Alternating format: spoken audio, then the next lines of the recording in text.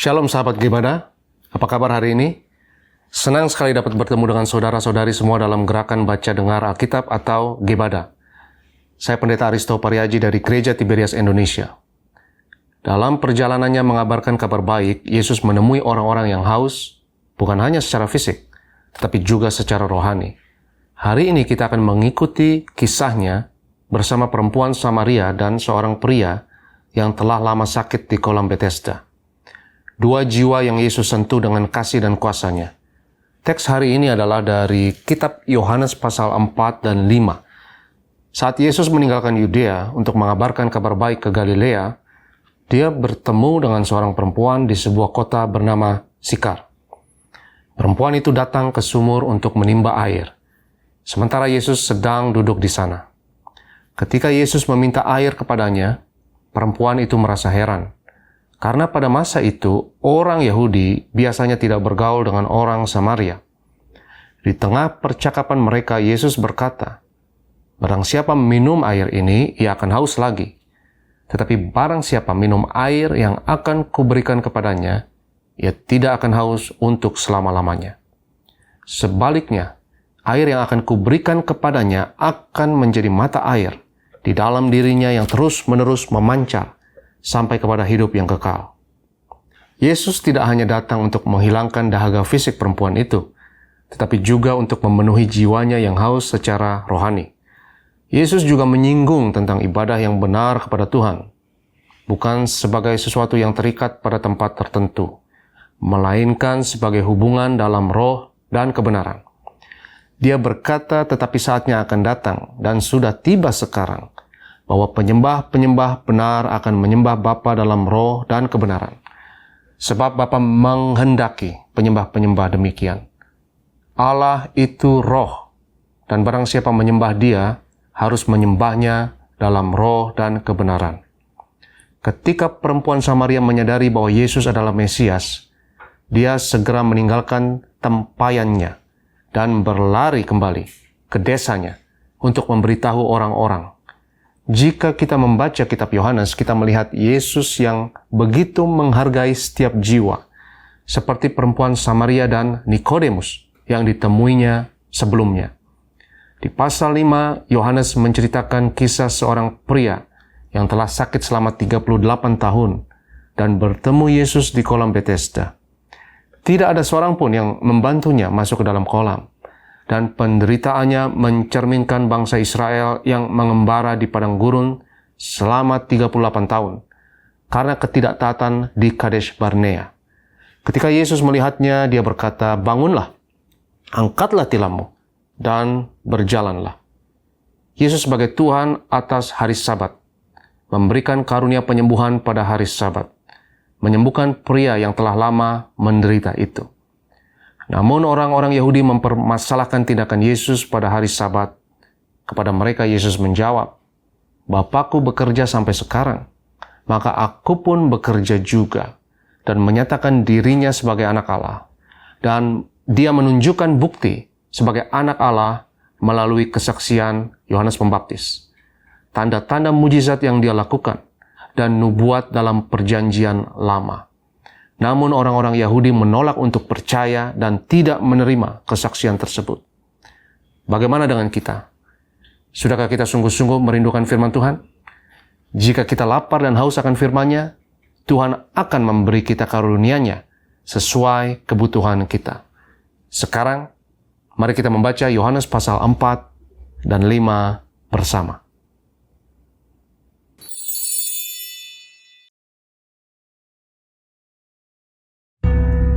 Ketika Tuhan Yesus mengetahui bahwa orang-orang Farisi telah mendengar bahwa Ia memperoleh dan membaptis murid lebih banyak daripada Yohanes, meskipun Yesus sendiri tidak membaptis, melainkan murid-muridnya, Ia pun meninggalkan Yudea dan kembali lagi ke Galilea. Ia harus melintasi daerah Samaria. Maka sampailah Ia ke sebuah kota di Samaria yang bernama Sikar, dekat tanah yang diberikan Yakub dahulu kepada anaknya Yusuf. Di situ terdapat sumur Yakub. Yesus sangat letih oleh perjalanan. Karena itu ia duduk di pinggir sumur itu. Hari kira-kira pukul 12. Maka datanglah seorang perempuan Samaria hendak menimba air. Kata Yesus kepadanya, "Berilah aku minum." sebab murid-muridnya telah pergi ke kota membeli makanan. Maka kata perempuan Samaria itu kepadanya, Masakan engkau seorang Yahudi minta minum kepadaku seorang Samaria? sebab orang Yahudi tidak bergaul dengan orang Samaria. Jawab Yesus kepadanya, "Jikalau engkau tahu tentang karunia Allah, dan siapakah dia yang berkata kepadamu, 'Berilah aku minum,' niscaya engkau telah meminta kepadanya, dan ia telah memberikan kepadamu air hidup." Kata perempuan itu kepadanya, Tuhan, engkau tidak punya timba, dan sumur ini amat dalam. Dari manakah engkau memperoleh air hidup itu? Adakah engkau lebih besar daripada bapa kami Yakub, yang memberikan sumur ini kepada kami, dan yang telah minum sendiri dari dalamnya, ia serta anak-anaknya dan ternaknya? Jawab Yesus kepadanya, "Barang siapa minum air ini, ia akan haus lagi. Tetapi barang siapa minum air yang akan kuberikan kepadanya, ia tidak akan haus untuk selama-lamanya. Sebaliknya, air yang akan kuberikan kepadanya akan menjadi mata air di dalam dirinya, yang terus-menerus memancar sampai kepada hidup yang kekal." Kata perempuan itu kepadanya, Tuhan, berikanlah aku air itu, supaya aku tidak haus dan tidak usah datang lagi ke sini untuk menimba air. Kata Yesus kepadanya, "Pergilah, panggillah suamimu, dan datang ke sini." Kata perempuan itu, Aku tidak mempunyai suami. kata Yesus kepadanya, "Tepat katamu, bahwa engkau tidak mempunyai suami. Sebab engkau sudah mempunyai 5 suami, dan yang ada sekarang padamu bukanlah suamimu. Dalam hal ini engkau berkata benar." Kata perempuan itu kepadanya, Tuhan, nyata sekarang padaku bahwa engkau seorang nabi. Nenek moyang kami menyembah di atas gunung ini, tetapi kamu katakan bahwa Yerusalemlah tempat orang menyembah. kata Yesus kepadanya, "Percayalah kepadaku, hai perempuan, saatnya akan tiba bahwa kamu akan menyembah Bapa bukan di gunung ini, dan bukan juga di Yerusalem. Kamu menyembah apa yang tidak kamu kenal. Kami menyembah apa yang kami kenal. Sebab keselamatan datang dari bangsa Yahudi. Tetapi saatnya akan datang, dan sudah tiba sekarang, bahwa penyembah-penyembah benar akan menyembah Bapa dalam roh dan kebenaran.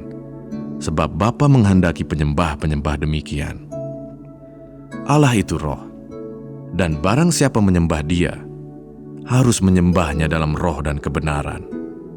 Jawab perempuan itu kepadanya, Aku tahu bahwa Mesias akan datang, yang disebut juga Kristus. Apabila ia datang, ia akan memberitakan segala sesuatu kepada kami. kata Yesus kepadanya, Akulah Dia yang sedang berkata-kata dengan engkau. Pada waktu itu datanglah murid-muridnya, dan mereka heran bahwa ia sedang bercakap-cakap dengan seorang perempuan. Tetapi tidak seorang pun yang berkata, "Apa yang engkau kehendaki?" atau "Apa yang engkau percakapkan dengan dia?" Maka perempuan itu meninggalkan tempayannya di situ, lalu pergi ke kota dan berkata kepada orang-orang yang di situ, Mari, lihat, di sana ada seorang yang mengatakan kepadaku segala sesuatu yang telah kuperbuat. Mungkinkah dia Kristus itu? Maka mereka pun pergi keluar kota, lalu datang kepada Yesus.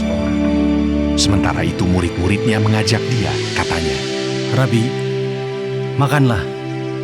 akan tetapi ia berkata kepada mereka. Padaku ada makanan yang tidak kamu kenal. Maka murid-murid itu berkata seorang kepada yang lain, "Adakah orang yang telah membawa sesuatu kepadanya untuk dimakan?"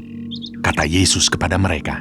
Makananku ialah melakukan kehendak Dia yang mengutus aku dan menyelesaikan pekerjaannya. Bukankah kamu mengatakan, 4 bulan lagi tibalah musim menuai? Tetapi aku berkata kepadamu, lihatlah sekelilingmu, dan pandanglah ladang-ladang yang sudah menguning dan matang untuk dituai. Sekarang juga penuai telah menerima upahnya, dan ia mengumpulkan buah untuk hidup yang kekal, sehingga penabur dan penuai sama-sama bersuka cita. Sebab dalam hal ini Benarlah peribahasa, yang seorang menabur dan yang lain menuai. Aku mengutus kamu untuk menuai apa yang tidak kamu usahakan. Orang-orang lain berusaha, dan kamu datang memetik hasil usaha mereka. Dan banyak orang Samaria dari kota itu telah menjadi percaya kepadanya karena perkataan perempuan itu yang bersaksi. Ia mengatakan kepadaku segala sesuatu yang telah kuperbuat. Ketika orang-orang Samaria itu sampai kepada Yesus, mereka meminta kepadanya supaya ia tinggal pada mereka, dan ia pun tinggal di situ 2 hari lamanya. Dan lebih banyak lagi orang yang menjadi percaya karena perkataannya, dan mereka berkata kepada perempuan itu, Kami percaya, tetapi bukan lagi karena apa yang kau katakan, sebab kami sendiri telah mendengar dia, dan kami tahu bahwa dialah benar-benar juru selamat dunia. Dan setelah 2 hari itu, Yesus berangkat dari sana ke Galilea, sebab Yesus sendiri telah bersaksi bahwa seorang nabi tidak dihormati di negerinya sendiri. Maka setelah ia tiba di Galilea, orang-orang Galilea pun menyambut dia, karena mereka telah melihat segala sesuatu yang dikerjakannya di Yerusalem pada pesta itu, sebab mereka sendiri pun turut ke pesta itu. Maka Yesus kembali lagi ke Kana di Galilea, di mana ia membuat air menjadi anggur. Dan di Kapernaum ada seorang pegawai istana, anaknya sedang sakit.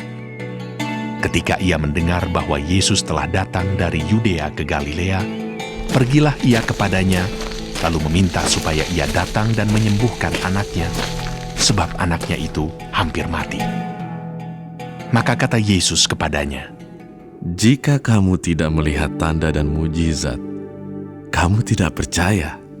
Pegawai istana itu berkata kepadanya, Tuhan, datanglah sebelum anakku mati. Kata Yesus kepadanya, Pergilah, anakmu hidup. orang itu percaya akan perkataan yang dikatakan Yesus kepadanya, lalu pergi. Ketika ia masih di tengah jalan, hamba-hambanya telah datang kepadanya dengan kabar bahwa anaknya hidup. Ia bertanya kepada mereka, pukul berapa anak itu mulai sembuh? Jawab mereka, Kemarin siang pukul 1, demamnya hilang. maka teringatlah ayah itu bahwa pada saat itulah Yesus berkata kepadanya, Anakmu hidup.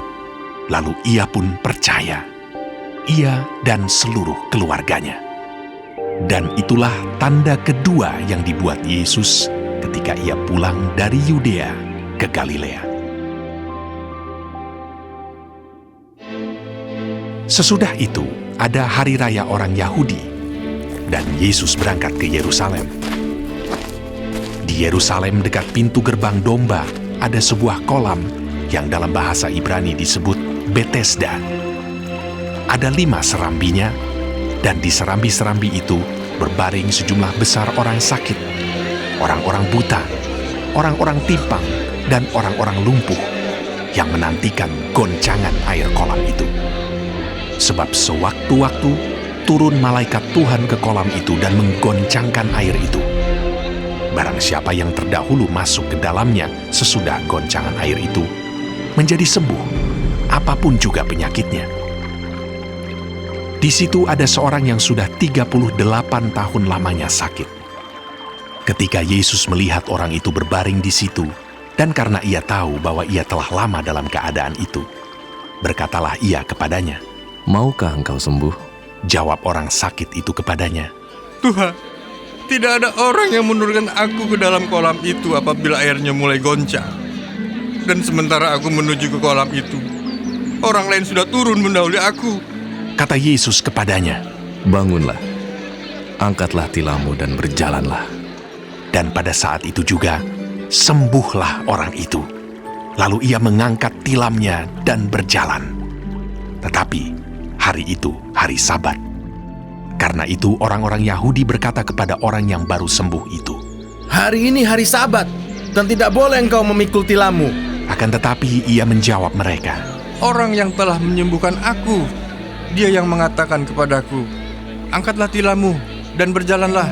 Mereka bertanya kepadanya, Siapakah orang itu yang berkata kepadamu, angkatlah tilammu dan berjalanlah? tetapi orang yang baru sembuh itu tidak tahu siapa orang itu. sebab Yesus telah menghilang ke tengah-tengah orang banyak di tempat itu. Kemudian Yesus bertemu dengan dia dalam bait Allah, lalu berkata kepadanya, Engkau telah sembuh. Jangan berbuat dosa lagi, supaya padamu jangan terjadi yang lebih buruk. Orang itu keluar, lalu menceritakan kepada orang-orang Yahudi bahwa Yesuslah yang telah menyembuhkan dia. Dan karena itu orang-orang Yahudi berusaha menganiaya Yesus karena ia melakukan hal-hal itu pada hari Sabat. Tetapi ia berkata kepada mereka, Bapakku bekerja sampai sekarang, maka aku pun bekerja juga.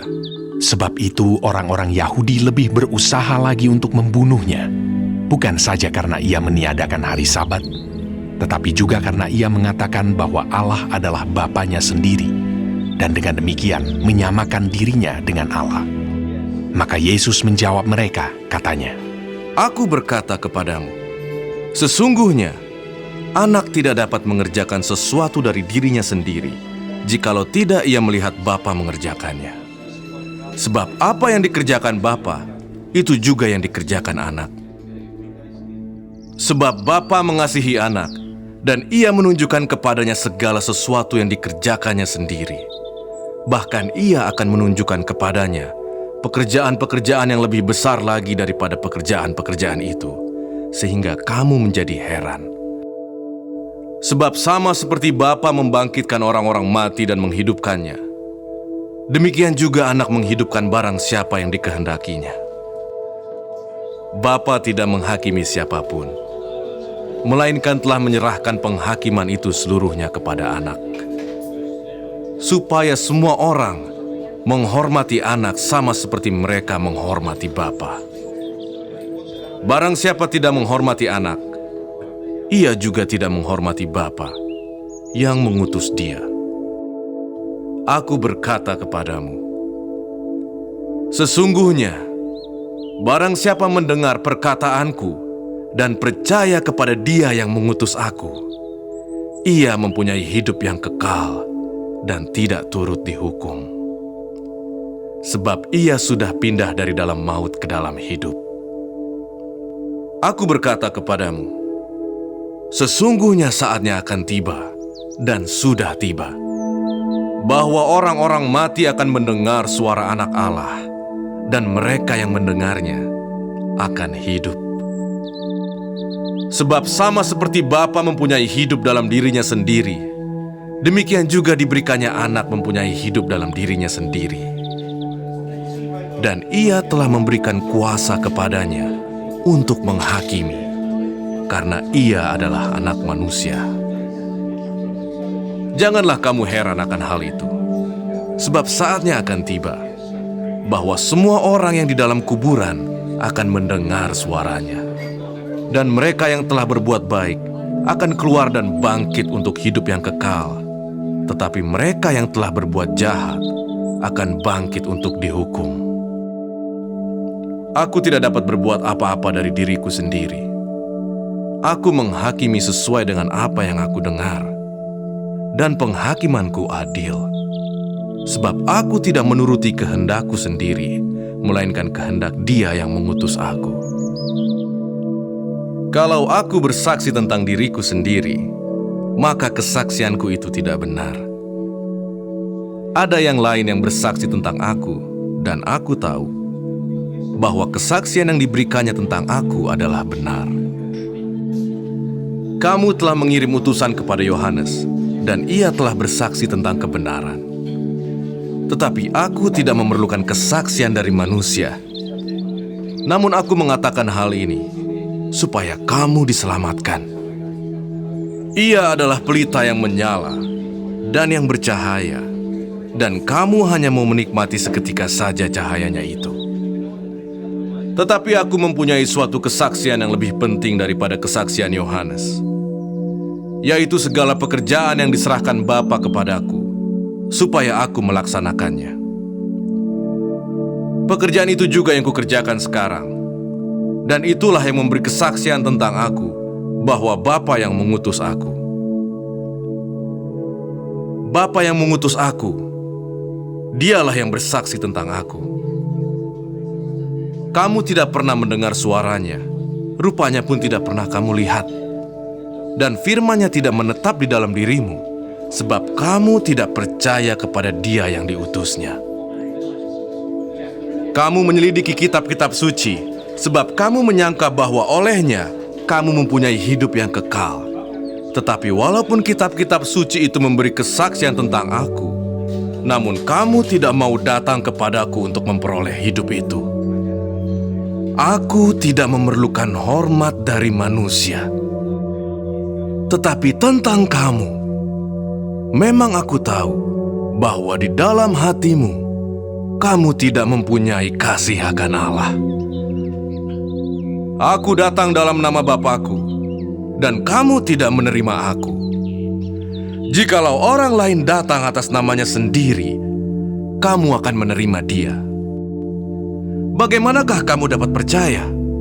Kamu yang menerima hormat seorang dari yang lain, dan yang tidak mencari hormat yang datang dari Allah yang Esa. Jangan kamu menyangka bahwa aku akan mendakwa kamu di hadapan Bapa.